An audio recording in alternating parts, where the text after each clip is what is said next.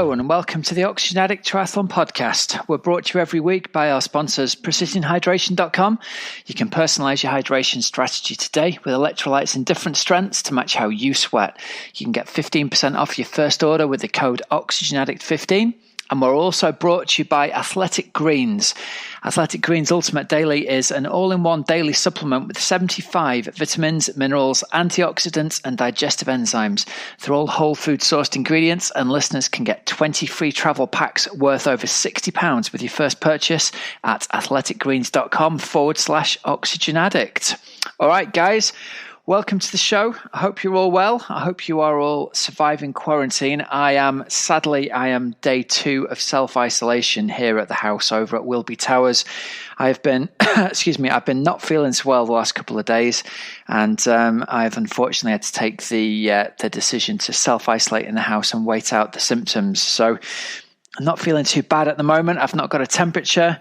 I've got an annoying cough, and my lungs feel as though they're filled with sand at the moment. It's really hard to get a full breath. So it's I'm doing a lot better than most people, I suppose. But my thoughts going out to every one of you out there that's suffering from it. I've had lots of the athletes in the team that I coach have come down with it, and some have bounced back really, really quickly, and some have felt like they've been at death's door and have relapsed. And something really common, it seems like it's happening with a lot of the athletes who've struggled with this, has been that it lasts for 10 days up to 2 weeks. They seem to get worse around day 10, feel rotten again. And then we've had examples over the last week of athletes who've started to feel better, taken 2 or 3 days of feeling normal again, and have been thinking about getting back into doing a little bit of light movement and training, and then have felt awful again. So it does feel as though this is something that's going to drag on for people once they get it. So, my advice to everybody who's going through this is just really err on the side of caution. For me, I've actually not done any exercise for 5 days now, which really isn't like me at all. And I've not been doing it, not through a sense of common sense or duty, but just because I've been feeling rotten. And even going out for a walk a couple of days ago, I just felt exhausted and had to stop for a little sit down. So it's not like us. We don't do well, do we? Our type A personalities. We don't do well with being forced to sit in and do nothing. But maybe we can take advantage of it for a well-needed rest. The only thing on my agenda for the rest of today, after editing and publishing this show, is I'm going to go downstairs and make myself a nice big vat of soup. Which leads me on nicely to today's guest. Coming up later on in the show, I managed to get in a call at the back end of last week with Alan Murchison, who's been on the show before. A lot of you will know him as the author of the great book, The Performance Chef.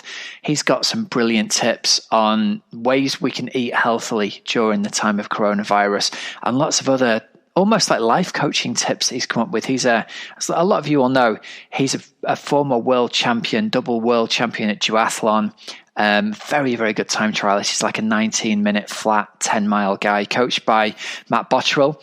And he's very, very organized in his life. So he's got a lot of interesting tips for all of us on just ways to approach using our time and being organized at the moment. So yeah, it was very, very good to talk to him. Really enjoyed that. And that reminds me, talking about Matt Botterill, my mate Matt. Obviously, he's got largely bike fitting business. And I emailed him a couple of weeks ago. I can't remember whether I mentioned this on last week's show, actually. Matt has pivoted to doing online bike fits. So if you are at home and you're well and you're stuck for something to do, Matt is offering like the usual bike fitting services, but he's doing it over Skype, where you set up your cameras and he does his bike fitting thing for you over Skype. So get over and check him out. You can just Google Matt Botterill Performance Coaching to find out the links there. But like I said, I love Matt. I think he's a great guy, and I'm a big fan of helping out my friends where I can. So if you're sitting around with nothing to do and you want to take advantage of the spare time that you've got, if you are one of the people who's got some spare time at the moment and then around homeschooling your kids and trying to work from home at the same time, which, let's be honest, is not easy, is it? Go and give Matt a call. So later on today, we're going to have that interview with Alan Murchison, and there's going to be links in the show notes to his book as well, so you can click on that. I've just bought myself a copy because I couldn't find my original copy when I looked for it, so I've got myself another one. And look at me making my own vat of soup. Who'd have thought it, eh? Who would have thought it? All right, so news this week brought to us by our sponsors, Precision Hydration. First up, a shout out to them. They've got a cracking offer on at the moment. They have got they put together like a video on-demand training course called The Science of Endurance Hydration. It's available over at trainingpeaks.com. It used to be $99, and for the time being, it's just $10 instead of $99. So to get access to that, you need to go over to Training Peaks University before the end of April and use the code UPSKILL, UPSKILL. You'll find that on Twitter as well. If you Google Precision Hydration on Twitter, you'll find a link to this on there. It's a great online video training course that's got tons of information, much more than we could possibly go into in the podcast. So for $10, I think it's an absolute no-brainer. And the guys both at Precision Hydration and at Training Peaks are doing us all a lot of favors by allowing that for just $10. So yeah, go over and check that out. Remember, if you've not done their online sweat test, you can take the online sweat test at precisionhydration.com, and that'll give you a good lead as to whether you're a particularly heavy or a particularly salty sweater. And if you are, that gives you a lead as to how to approach your hydration with either indoor training at the moment, or hopefully, who knows, the sun's shining as I record this at the moment, so maybe even give you a lead as to how to approach your hydration if you're out for a run in the heat. I've been doing, up until last week, I was doing a fair bit of Zwifting, and it's very important for me to take the Precision Hydration 1500 sachets, because I get cramps even when I'm training, and then get cramps in the night and stuff if I don't do. And when I do take care of it when I'm training, I don't suffer from any cramps at all. So do you know what? Thinking about it, I woke up in the middle of the night last night with horrendous calf cramps. So maybe I'll treat myself to a glass of Precision Hydration later on today, even though I'm not doing any training. So get over there to precisionhydration.com. And remember, if you're a new customer, you can get 15% off your first order with the code OxygenAddict15. All right. So news and not news from events really, because there ain't much going on, is there? But some things that we've seen. First up, the Outlaw have changed their refund policy. They've released their refund policy last Friday. So after I went to press last week, they've just updated the refund policy. Their refund policy is now that you can change your race to Outlaw X at the end of the year, or you can move it to any of the Outlaw Half races next year, with the exception of Outlaw Half Nottingham, which I think is already sold out just through people who've moved it from this year. And there's going to be no charge for that. I know that originally when the policy came out, they said that there was going to be a £20 charge in order to defer your entry to next year, but that's now not the case. You can defer your event like for like into next year at no charge, or there's even an offer that you can get a refund of some of your money as well. So check that out if you're entered into one of the Outlaw events. We've also seen event notifications, I guess, from the Ironman brand. So for our UK specific listeners, officially now, I don't think it's really news to anybody because we knew it was coming, didn't we? But Ironman Ireland in Cork and Ironman 70.3 Staffordshire are two of 14 events that have officially been postponed from the Ironman brand.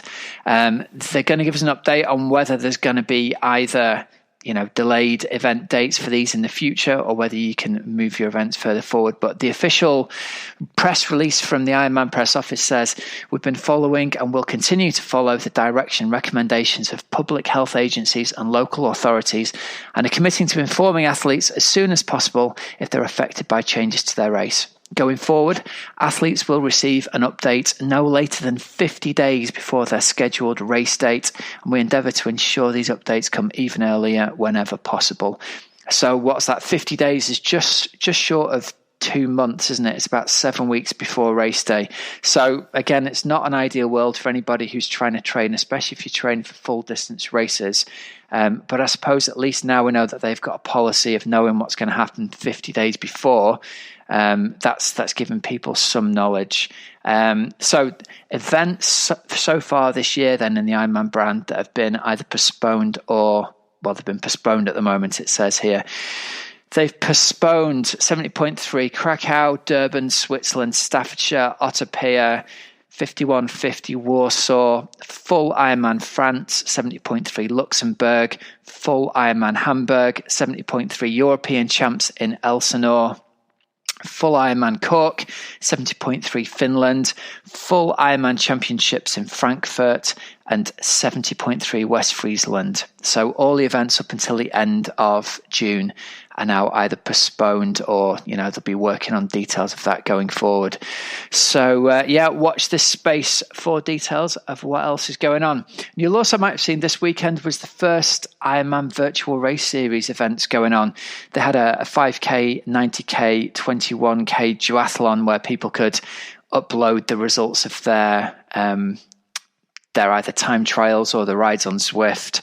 I think I've got to say, good on them for trying to do something, and good on them for trying to give people something to aim for. Personally, I don't think it's a great idea, especially I'm speaking directly to the UK audience at the moment. If you're in the UK, we're in lockdown.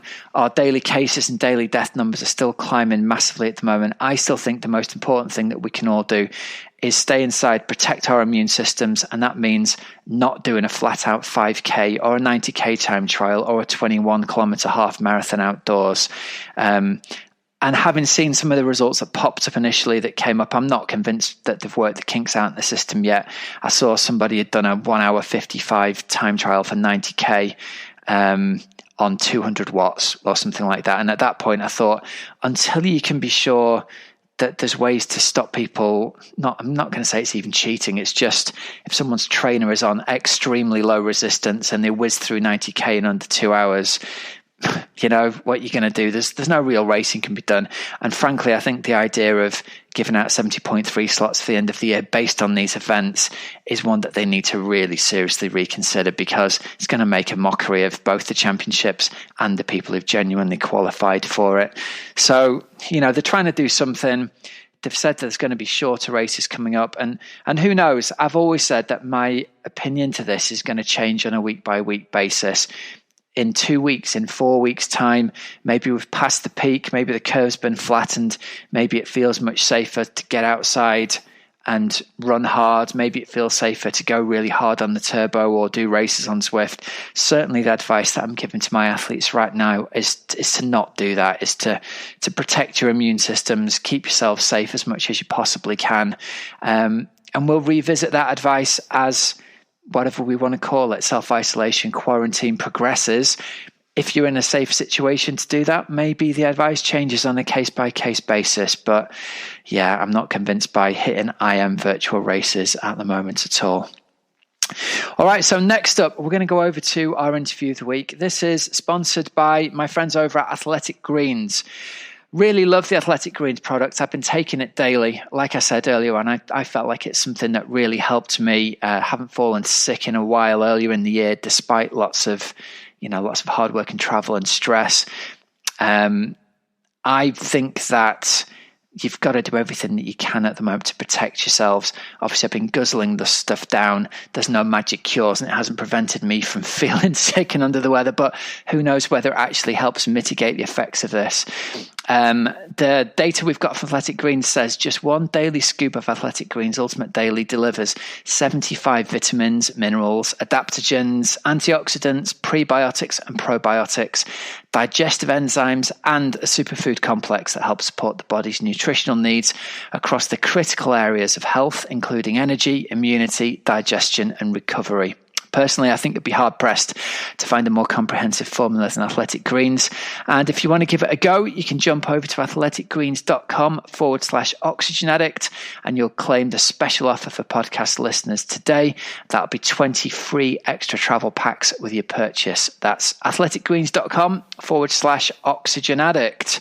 All right, so over to this week's interview of the week with Alan Murchison, the performance chef. Alan Murchison, welcome back onto the OxygenAddict Triathlon podcast. How are you doing today, man? I'm not too bad, thank you. Not too bad. I managed to get dressed, which is always a good start to the day. And because I'm speaking with you, I've had a shave. I've not had a shave. I'm working on a proper wild man's Chris Christopherson beard here. I love it. The problem is I would grow a beard and it goes slightly ginger, and I don't want a ginger beard. Well, what can I say? I've got the full-on ginger beard going on at this end, man. It's to be encouraged. Me and Bradley Wiggins, it can't be all bad. Love it. All right, so listen, you are the performance chef. You're the author of The Cycling Chef. You are a multiple world and European duathlon champion. You're a national 100-mile time trial champion. So you've got a little bit of credibility both in the endurance sports world and in the chefing world. You're also, how many Michelin stars have you had? Remind me, is it 4? I had 3 restaurants that had Michelin stars, and I held a Michelin star for 12, 13 years. So yeah, I can cook okay. You can cook better than me sitting here with my packet of chocolate digestives, that's for sure.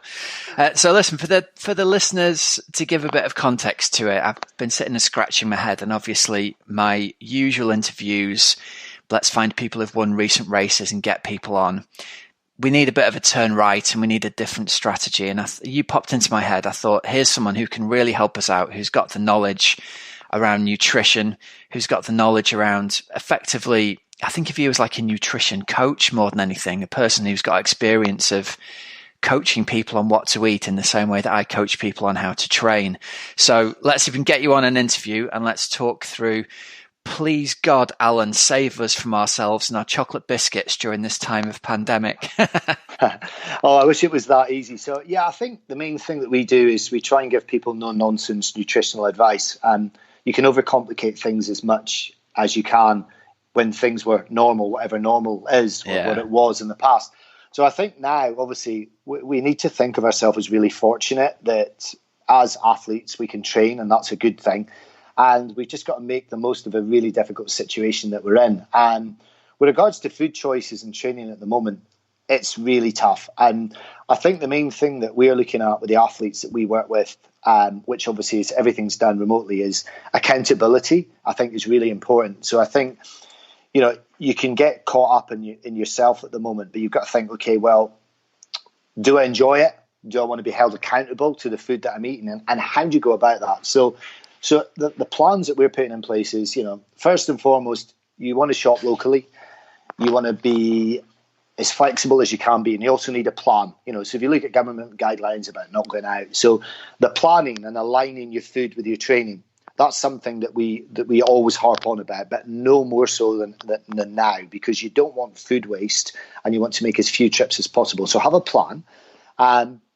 And also look at that accountability. So the one thing I'm doing at the moment is I'm using MyFitnessPal, and you've got the time to do it. So those of you who don't know about MyFitnessPal, basically it'll track all your food metrics, and you can say, well, I want to maintain weight. I need 2,500 calories today, and I'm going to do 90 minutes of training, irrespective. And it will give you a calorie count. I think that's really good, and it makes you aware of the food that you're putting into your body, because I don't know about you, Rob, but I'm beside the biscuit tin now. I've got a cupboard full of food. I've got thousands of calories just saying, take me, Alan, take me. I'm so glad. Do you know, before this interview, I was thinking to myself, if I fess up and say how many chocolate biscuits, little bags of Haribo and salted peanuts I've eaten recently, Alan's going to say, well, I've just made myself some really delicious, healthy, nutritious flapjacks with chia seeds in, and I'm going to feel so guilty and less than. I'm so glad to hear you're at the biscuit tin as well. Oh, exactly. But I think it's been realistic about it. But I think that accountability is something that you need at this point in time, because this issue that we've got globally isn't going to go away anytime soon. So the accountability, use something like that. Use a time to learn new skills. Learn how to cook. There's loads of great stuff online at the moment. And if you think about it, a lot of your listeners will have kids. Get them involved. So if you think about it, what is cooking? It can be home economics. It can be science. It can be art. It can be life skills. It can be mathematics. It can be English. It can be anything that you want it to be. And I think that's the great thing about food, is it's multidimensional. So if you've got a child or a partner that's interested in science, it can be a little science experiment. If it's mathematics, okay, let's multiply this recipe by 2.5, divide it by 3, and see how many portions that makes at 50 grams. Nice, yeah. That's basic maths. Is it art? Okay, put it on the plate, put it on a black plate. And it's also life skills. So if you're going to have feral kids at home, they can get involved in it. I think, reading at this moment in time is really good. There's a couple of authors in particular that have got great books that are inexpensive. There's one who I've been following for a long time, is a lady called Jack Monroe. And she's just come to prominence. But I've got a book. I'll show you. I've got a book that I got from her years ago. This book called A Girl Called Jack, and I bought this years ago. And this kind of feral, tattooed, really interesting character was doing really interesting food, and she's kind of seen as a sort of modern day working class hero in regards to food. Jack Monroe's books are brilliant because they're using frugal ingredients, and she's got a level of knowledge that you're not going to get from a Michelin star chef. Everybody's an expert at the moment. You know what I mean? We've got experts totally. And everything. This woman is truly an expert. She's brilliant. And then there's also another author who does books around baking, a world-class baker, a guy called Richard Bertonet. And I rate his books really highly. So, baking's a comforting thing to do. Again, it's a mixture of science and it's a mixture of art and everything else. But Richard Bertonet has got 3 books that I rate highly. One called Dough, one called Crust, and one called Crumb. And those books are all available on Amazon, and they're really good. So go and buy books from Jack Monroe and Richard Bertonet, and you can eat out of tins and bake. That's it. I think the other thing to look at as well is, looking at when I talked about tracking your metrics and everything, like a few months ago, I invested in a Whoop band, WHOOP band, and I know you've done stuff on heart rate variability at the moment. We're all stressed as hell, and the impact on sleep and everything else. I think if you can get any sort of bit of tech or gadgetry that can help you track metrics, whether that's sleep, whether it's recovery, I think the Whoop, and bear in mind, I'm not sponsored by Whoop Band. I bought it. I'm paying for it. I just think that for me at the moment is gold dust. So I did no training yesterday at all. I had a really shit day. There was loads going on. I had deadlines, the kids. It was just one of those days. Yeah. It was one of those days, which we're all going to get those days at the moment. And I looked at my recovery this morning, and I think in 2 nights I'd had 9.5 hours sleep. I'm 29% recovered. Do you know what? I'm going to try and do a hard session today. I might as well bang my head against a brick wall. And I think at this moment in time, having anything that can help you track metrics or measure where you are. And I'm not a nerd, by the way. I don't like this sort of stuff. I'm quite an intuitive kind of person. This is a safe space. You can be as nerdy as you like. It's a safe space for nerds. My podcast. No, man, I'm not a nerd, man. I'm not nerdy. I don't do nerds. So I think that is really, really good. So those are the main things, like tracking metrics, reading, learning new skills. The other things that I'll talk about with regards to food, don't be cutting back too much. Like you need good carbohydrates to help maintain your immune system. That's something that's true. So if you think you're just going to sit at home eating carrots and kale, you're going to get unwell. Don't be too hard on yourself. Like, again, I'll look at yesterday. I made myself a beautiful evangelical oat dish yesterday morning. I made myself a nice pan of soup. And last night, I was sat there at 9:30, absolutely starving. And do you know what I had? Not a word of a lie. Go on. I'll send you a picture. I bought some burgers from the farm shop, and I had 2 dirty burgers on soft white rolls with a shitload of cheese and spicy mayonnaise. And I was sat there at 10 o'clock at night having these dirty burgers with like loads of cheese and loads of mayonnaise. And do you know what? I got up this morning and my weight was exactly the same as it had been when I'd been having an evangelical diet. So I think, have a little of what you like. And this point as well, you got to ask yourself, everybody's going on, they were doing Roth or they're doing this or this Ironman or this national champ. Actually ask yourself, why are you training? What are you doing it for at the moment? And I think you've got to be realistic about goals. Are you training at the moment because you think you're going to be racing in October? Are you training at the moment just to keep yourself sane? Or are you just training so you don't get fat? Why are you doing it? Or so you don't murder your other half? Why are you doing it? And I think recognizing it, like at the moment, it's funny in our household, myself and Vicky, and Vicky's a much better athlete than I am proportionately. I always refer to myself as the second best cyclist in my own house. She's really struggling at the moment because she hasn't got those big national winning goals. I'm able to do it. I'm okay. So I'm training because I quite like training hard. Vicky's really struggling because she needs to train with a really specific goal. So I think recognize why you're training and realign your goals. Just think about, why am I doing it? Because to be honest, this is a great opportunity to work on your body composition. It's a great opportunity to work on pedaling technique. It's a great opportunity, to practice your TT position, go and do a virtual bike fit, practice tucking your shoulders in. Practice doing core position in TTs in the same way you do in a TT. So I'm doing this real sadistic thing at the moment that I'm actually looking at, and this is nerdy, you'd like this. So I'm actually at the moment I'm measuring how far I'm showing you here with my hands, how far my hands are apart and how far my elbows are apart, and I'm planking in TT position, and then I'm also tucking my head in, and I'm thinking, okay, this is what the last 2 minutes feels like of a TT. That's actually what it's doing. So the last 2 minutes of a TT, when you're trying to get under, is that 24 minutes for 10 miles? Is it 22 minutes? Is it 20 minutes? Is it 18 minutes? You're there. And when you're blowing out your arse, that's a technical term.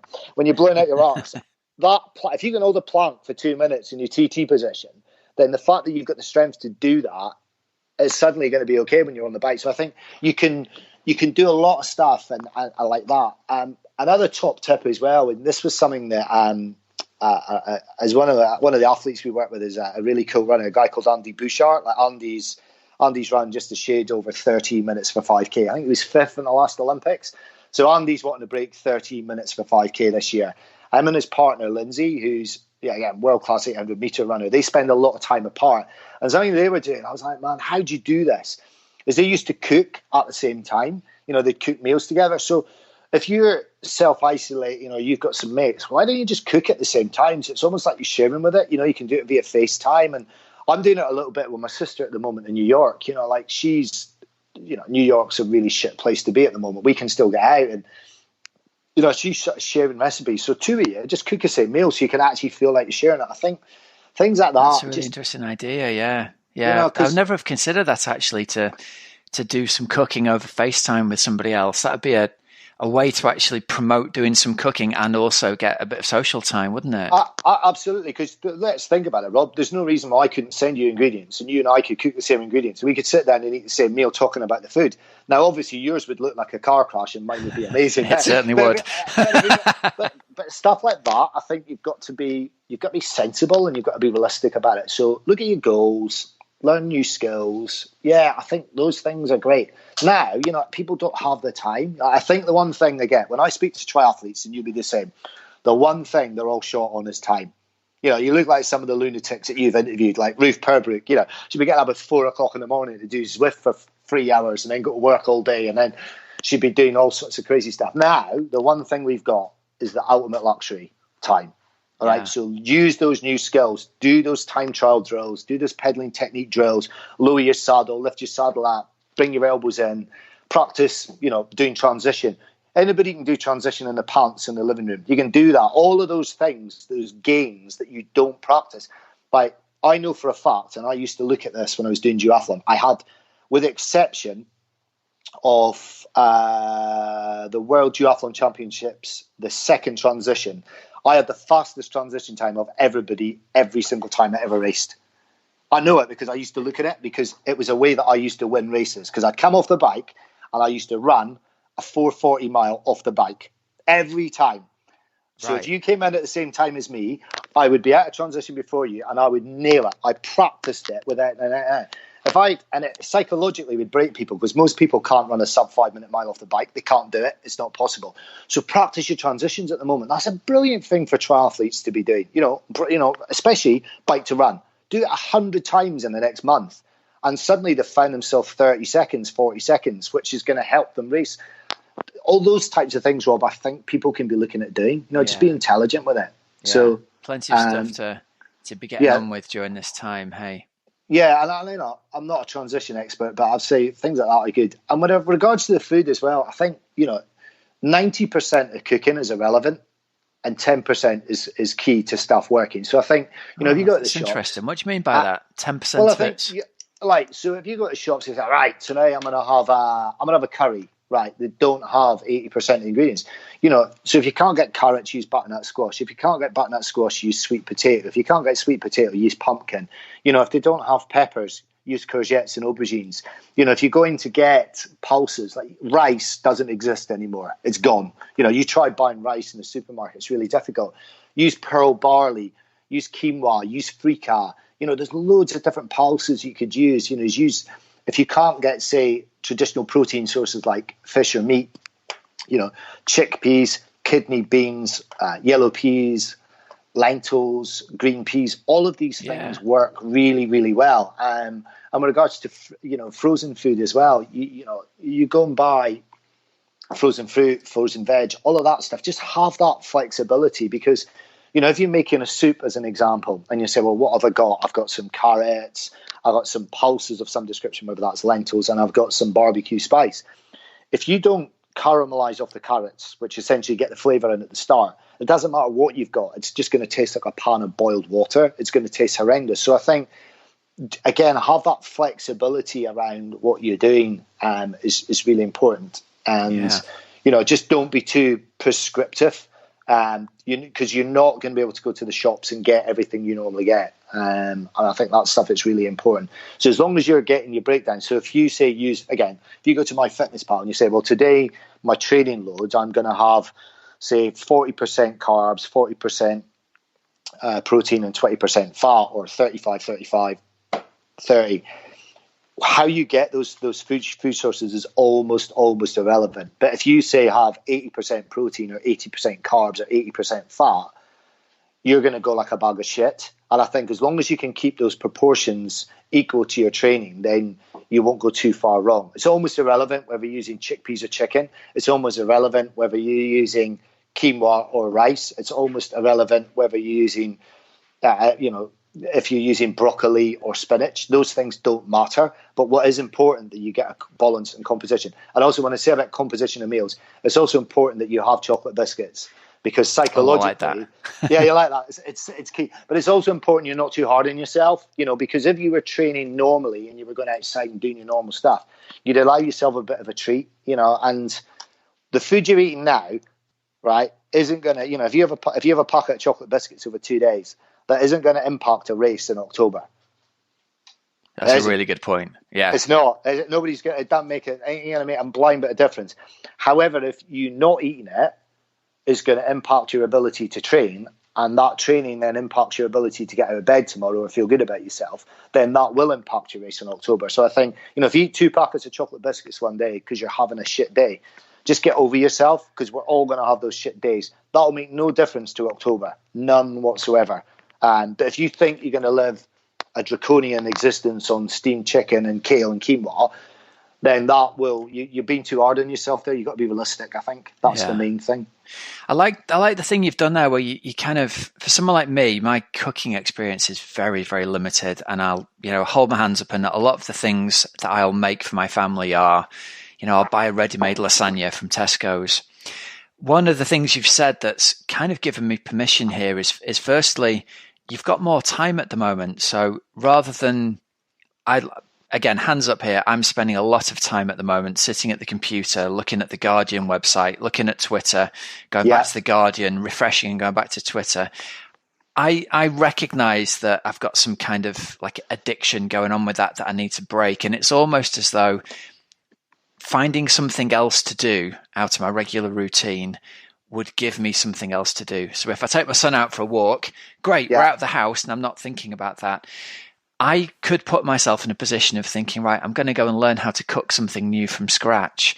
But because I'm not in the habit of doing that, I'm not doing that. And listening to you say that makes me think, I could totally do this. I could get a load of ingredients, go and cook something new from scratch, Malon's book, and use the time to make that productively, rather than moaning that I can't get out on the bike. Well, you could go and get the book, because it's ridiculously cheap on Amazon at the moment. But the other thing I'm doing is I'm doing regularly frugal food posts on my Instagram. Okay. Like yesterday, I made a really beautiful soup. I had some scabby cauliflower, 500 grams of potato, which was peeled in the fridge, a little bit of leftover veg. And I made the most cracking soup up with cauliflower, potato, a little bit of onion, some curry spice, and some stock. Now you think about, okay, well, what was it? And it's like it's got carbohydrate in there. It's got very little protein in there, but that's all right, because I can get protein from another source. But that'll be lunch for us today. And what I'm trying to do is every day or every couple of days. So over the last week, I've done some fermented stuff. I took a shitty old cabbage and made some kimchi, and then one day I had lunch and I basically cooked 75 grams of rice, had this fermented, pickled, spicy, sweet, salty cabbage, and I put 2 fried eggs on the top of it. So I had carbs, veg, and protein. fried eggs on shitty cabbage with rice. It was absolutely stunning. So I did a recipe up. for it. And then I did one the other day with some red cabbage because I found a red cabbage. I thought, well, what am I going to do with it? And I basically had some vinegar, some salt, some sugar, a few bits of spices. So if you actually look at my Instagram, I'm trying to do stuff. So if you think about, so the other thing I've done, because we're used to working from home, is I've got a list, and that's my list. And I do a list, and every day I try to, and again, I'm not a life coach. I'm a real person sat at home in my pants like the rest of us. Is what I try and do is I try and cook every day. I try and make something. So I spend an hour a day cooking, and that for me is quite good. I try and call people every day, and I try and do something that I would say is being kind. So I'll do something for somebody else. So the other day I did a food. I had a load of tomatoes and a load of chickpeas. So I made some food and dropped it off to some mates. And you know what? It's really nice that these things are doing a circle of life. So somebody dropped some, a mate of mine, George, went and dropped some coconut cookies and coffee off.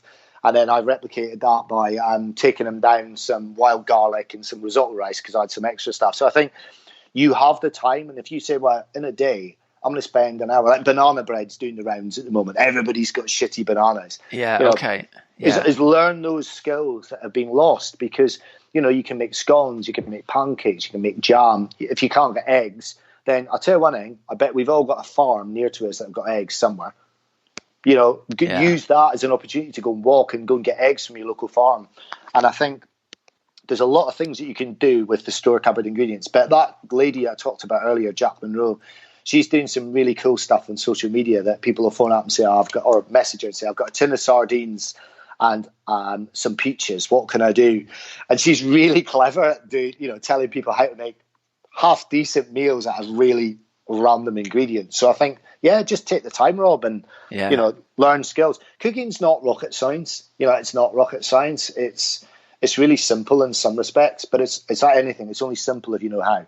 I think that's the key, isn't it? Because I'm sitting here and I'm listening to you and I'm thinking the parallels between sort of getting good at coaching people. I'd sit here and think, well, the coaching's not rocket science. And when I do like coach education stuff, I think sometimes when you know how to do something, it's easy to you. And for me, I'm totally intimidated by cooking because I've literally never cooked anything apart from steamed some vegetables since I was in home ec class, age 13. Yeah. So I think if I can build up the basic skills to do some stuff, then I'll be, because to me, you said if you've got shitty old bananas, you make banana bread. If I've got shitty old bananas, they go in the bin. And I'm thinking, why do I do that? Because I've got no one there to tell me what to do with them. But if you think about it, if you're intelligent enough that you can work out an athlete's coaching and you can work out their weekly TSS and break it down into 3 spots. I can work out how to cook. Right, all right. You can work out how to get 50 grams of oats, 50 grams of Greek yogurt, and 100 milliliters of liquid and mix the 3 things together to make a breakfast. So if you can work out a TSS of an athlete, you can do that. Yeah. You can do that. And it's a bit like I always look at coaching. I go, well, coaching's a piece of piss, isn't it? What you do is you do 2 easy sessions, 2 medium sessions, and 2 hard stuff. Make sure your easy stuff's medium. Make sure your medium stuff is at an appropriate pace to get the right training benefit, and make sure your hard stuff is hard enough that you need an easy day. That's all coaching is. That's all that is. It's as easy as that. Don't say that. No one. People will stop paying me. Exactly. But in theory, that's it. So if you think, well, I don't have a coach, but I'll do my easy stuff easy. I'll do my medium stuff perhaps at race pace, whatever that is. So whether that's 15-minute 5K pace or 25-minute 5K, I'll do it at that, and I'll do my hard stuff faster than my medium stuff. That's it.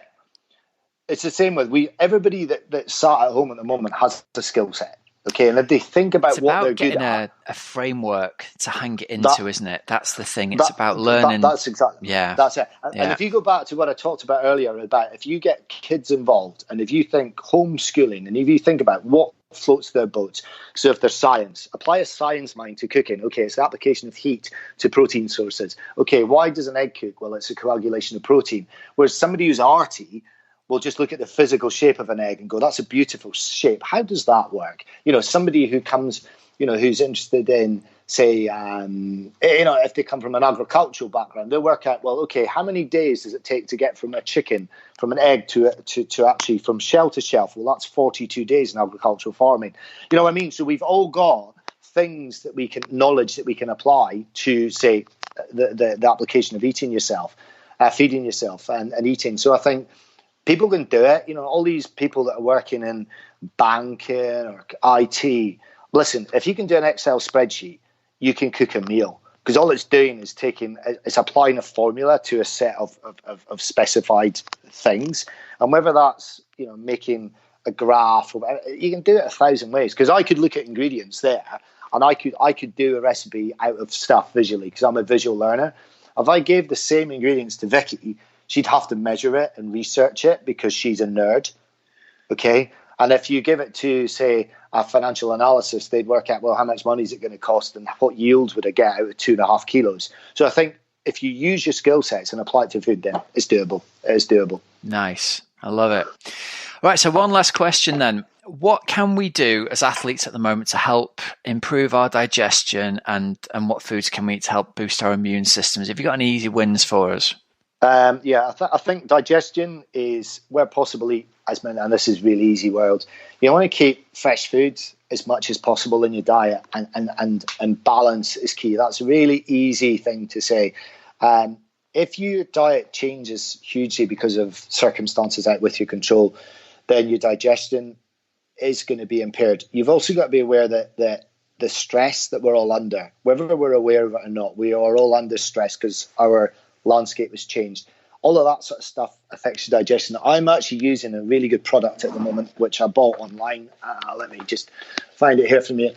Because obviously anybody that races, anybody that puts a number on the back has to have batch tested product. I think that's something that's really important. So what I'm using at the moment is I'm using HealthSpan Elite, and I'm taking a probiotic, which I've got from HealthSpan Elite. And that's something that I think works. So this, again, I'm not sponsored by HealthSpan Elite. I buy this product. So if you go online, go to HealthSpan Elite, they do a Pro 20 Biotic, which is 120 capsules. I take those every single day. They're not expensive, and that's just going to maintain good gut health, because if you're stressed as hell, if you're not eating that well, maintaining gut health is important. And yeah, you could take fermented foods and all that sort of stuff, and allegedly fermented foods are supposed to maintain gut bacteria and all that sort of carry on. Do they? That's an easy win. At the moment, so if you want to maintain a healthy immune system, and that gets you a little bit of supplementation, because your diet might be a little bit hit and miss because of stress, because of availability, because of stuff that's got going on. So I use, all the products I use are from HealthSpan Elite or SIS, because they're all batch tested, because what you don't want to do is fail a drugs test because you've been buying cheap online stuff. With regards to your immune system, don't cut back too much. If you say, I'm not doing 25 hours of training, I'm going to remove carbohydrate from my diet. You need carbohydrate to maintain a healthy immune system. And I would say eat, where possible, as many fruit and veg as you can. Again, easy words, but don't cut back too much. This is not a time to be going into huge deficits if you can avoid it. And when possible, just eat as much fruit and veg as you can, and don't be too hard on yourself. The problem is, if we set ourselves expectations based on normal life, you will not reach those. It's not possible. I can imagine my athletes at the moment that are used to swimming like 5-6 times a week. They can't get near a pool. Jesus, that must be horrendous. That'd be like a cyclist not having a bike. You know, it's like, I've got a bike. It must be an absolute. You know what? Everybody's in the same boat.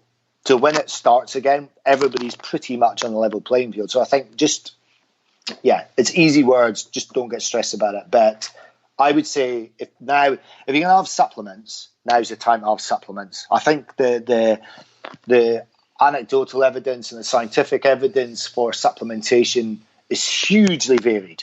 You know what I mean? It's like you read one article and you know, people will be rattling they're taking so many supplements. I've gone through periods of supplementation which I've noticed no difference.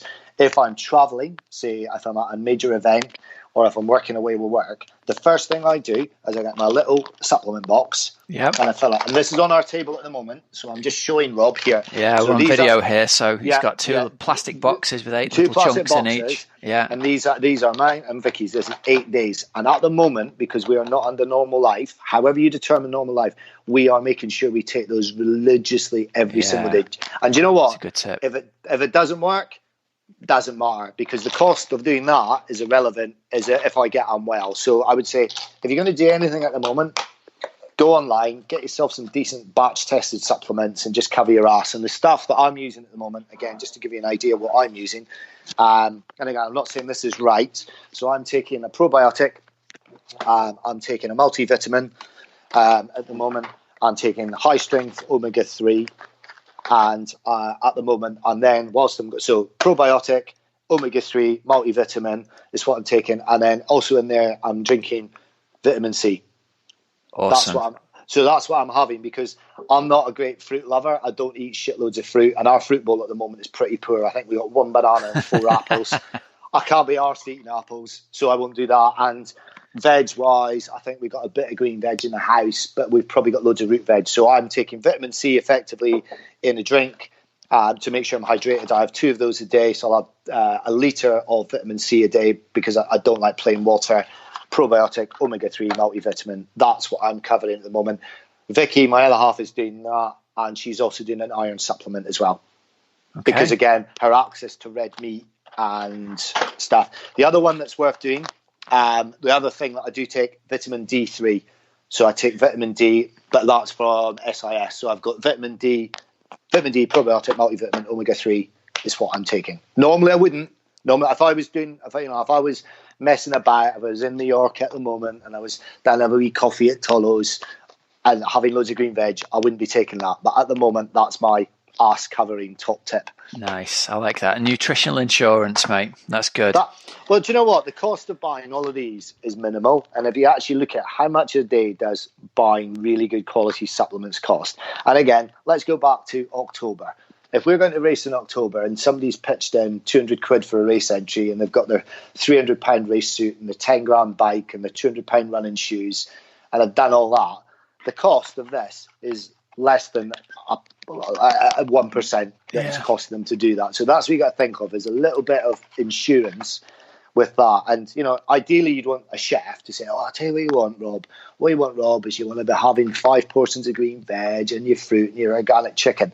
We've got to live in the real world at the moment. That will just give you, hopefully, an insurance policy. And if it doesn't, then it's worth taking a punt on. I think so. That's great. Well, that's a good place to wrap this up, man. Thanks very much. So a couple of things to mention here. Your book is The Cycling Chef, which we can find on Amazon, and I'll stick a link to that in the show notes as well.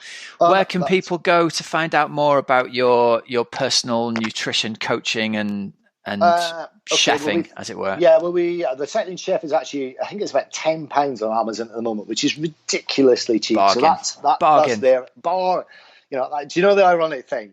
Is that's actually £3 less than I can buy it for. That's criminal. Really? Everybody goes, oh man, God bless Amazon. Really well. You must be doing really well at the book. I thought, anyway. So doing books is great.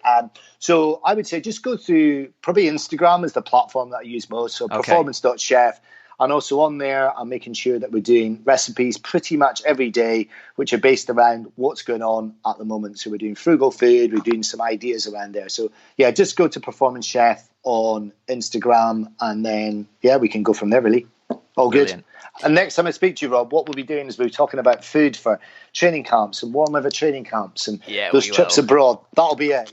How'd you get back to race weights and all that sort of stuff? Love it. All right, mate. All right, Alan. Thank you very much for your time, mate. Pleasure, Rob. All right, mate. All right. I hope you enjoyed that interview there with Alan. You can get his book, The Cycling Chef, Recipes for Performance and Pleasure, from Bloomsbury. And that's available at Amazon and pretty much everywhere else that sells books as well. And it is on sale at the moment for, I think, about 12 quid or 13 quid. So well worth picking up a hardbacked copy of this book. It should be 22 quid according to my copy here on the back. So as Alan said in the interview, total bargain, cheaper than he can get copies for. And after I finish recording this, I'm going to head downstairs and start preparing one of his hearty soups and see if it gives me a boost in the old immune system. You can follow Alan on Instagram. He is at performance.chef. over there, and he gives away tons of stuff on there, recipe ideas, and very interesting fella to follow indeed. Right, guys, that pretty much brings us to the end of this show. I'm going to be trying to get this published, and I think I'll head back to bed for a bit and rest up. If you're not feeling so well, then you have my greatest sympathies, and rest up, and we will all get through this, and hopefully you and your families are all safe and well during this as well. Thanks again. Final thanks to our sponsors and some discount codes for you. Use the discount code OxygenAddict15 at Precision Hydration. Use the URL athleticgreens.com/OxygenAddict for 20 free travel packs at athleticgreens.com. Thriver.co, you can use the code OxygenAddict50 for 50% off your first at-home finger prick blood test.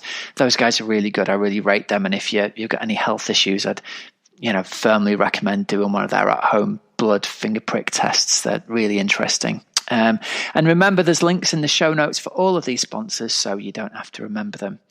Okay, guys, until next week, have a great, safe training and racing week. I'm Coach Rob Wilby, and you've been listening to the Oxygen Addict Triathlon Podcast. See ya.